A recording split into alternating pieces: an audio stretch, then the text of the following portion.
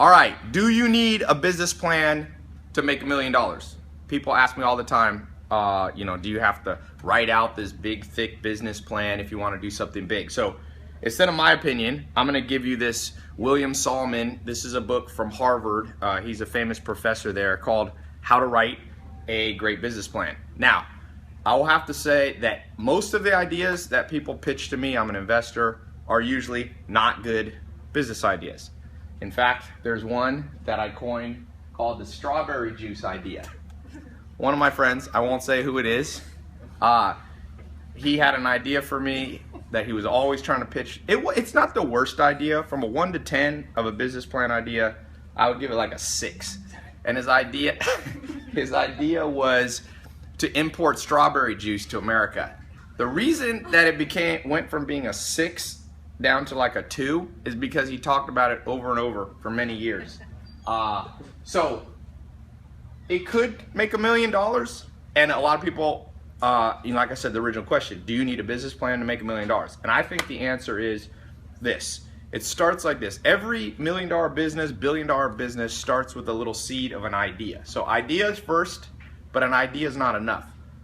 Lots of people have ideas. In fact, this book says, don't be arrogant. The odds of you having a unique idea in a world of 7.3 billion people, it's very rare. So you go from idea to what I call strategy. That is like an idea on steroids. So the other word for strategy, the conventional word, is a plan. So what are the components of a good plan? Has anybody here ever tried to write a business plan? This, by the way, is my office here. One of the offices. I made everybody listen in. So not only you're getting this info, but everybody who works for me, hopefully they're learning stuff too. So here's what, did nobody say? Herman, you've had a business plan. Okay, Herman's had a business plan. Zach's actually writing a movie. So a movie, you write out the script, you write the whole thing. That's somewhat like a plan. So here's the components, and this is actually interesting, Zach, you would like this book. Note number 1, a good business plan should seem like a movie, meaning it's a projection into the future that includes all the conflict. So a good movie has, I just saw Jurassic World. I wouldn't necessarily say it's the world's greatest movie, but it has the elements of the initial idea. There's going to be dinosaurs on an island. Then it has like this little side story of the family and all that. And then it progresses into the conflict. What they thought was going to happen, everything's going to go great. The dinosaur gets out.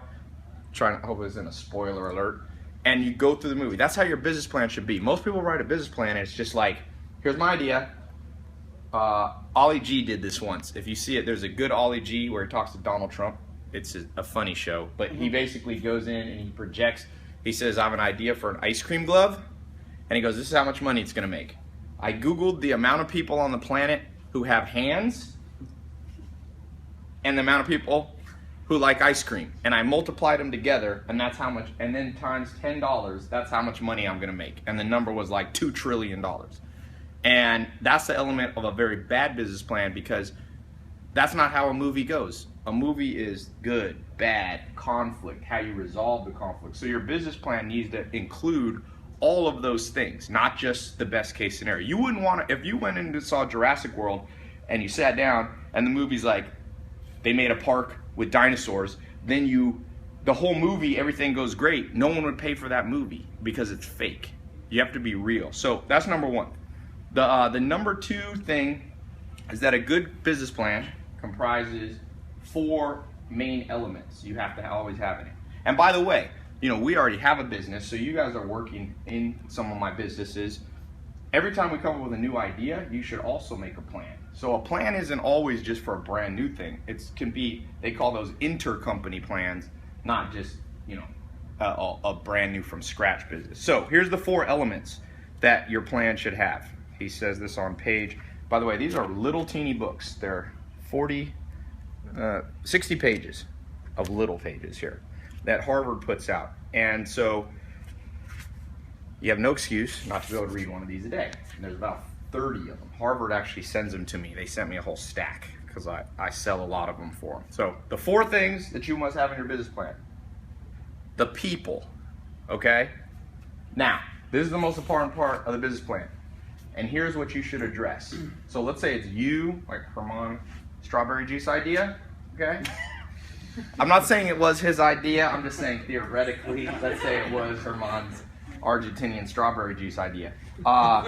So number one, he's got to describe the team. So him and the other people who are going to do it with him.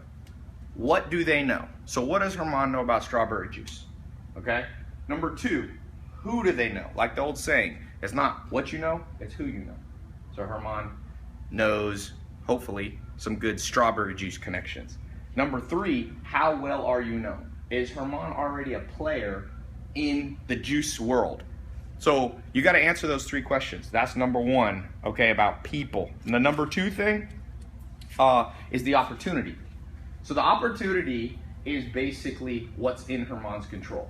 So he goes, strawberry juice, the opportunities, there's $1 billion industry, people drinking juice, I'm gonna market it, That's all about the opportunity. Most business plans just have the opportunity. The next thing, the third thing, is the context, which are the things outside of Herman's control. Like the regulations on importing juice. You need to address those because those are real things. And if you write a naive plan like, oh, I can just import strawberry juice from Argentina, it's not realistic. It's a bad movie. And then the fourth thing is the risk and reward. And you should always lay out, he says only a fool thinks they have something that has no risk to it. Okay, you always have risks. This is a direct quote. Among the many sins committed by business plan writers is arrogance.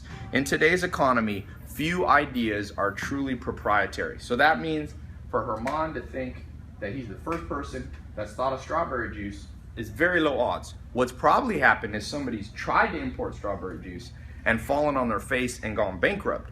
So if Herman's arrogant, he won't look into why it failed in the past. If you think you're the first one who had the idea for Instagram or a movie or Snapchat or whatever, probably before Kevin Systrom started Instagram, there was 4 other people trying it. You must be humble enough to go, why were other people not able to pull it off? Okay? So remember that. Make a plan and stick to a plan, but make a good plan. It's not just an idea, it's a strategy. He says that a good business plan does not need to be this thick. In fact, he says a good business plan should be a very, very thin sheet, handful of papers, okay? You can always expand it later. So I hope whatever venture you're trying to do, trying to make a lot of money, $1 million, $1 billion, or maybe even just $100,000 a year to be financially independent, that you will do it humbly. You'll think through all the characteristics and it'll be a well laid out movie, including all the good, the bad, and how you'll react to the bad to solve it, okay? So that's today's book of the day. Check it out on Amazon. You can buy this book or go direct to Harvard Business Review. So question for you, what is your current idea? And write a comment below a few little points that you can elaborate on your idea. You don't have to give it all in the comments here, but leave a little comment on an additional strategy that you can add to start rounding out your basic idea. Okay? Everybody got it? Questions real quick. Anybody have a question on strawberry juice? Anybody have a comment on business idea that you tried, didn't work? Herman, tell us about a business idea. Strawberry juice, come on. I don't know what he's talking about. Herman doesn't want to be named as I was just using a hypothetical. Herman has a paintball company. Adventure Park. Adventure Park. And it started out, whose idea was it? Whose idea? Mine. What was your idea? And how did it turn into a plan? Like now you're working on all this architecture and design and building it out. Do you have it written out? No. Okay. There's a saying.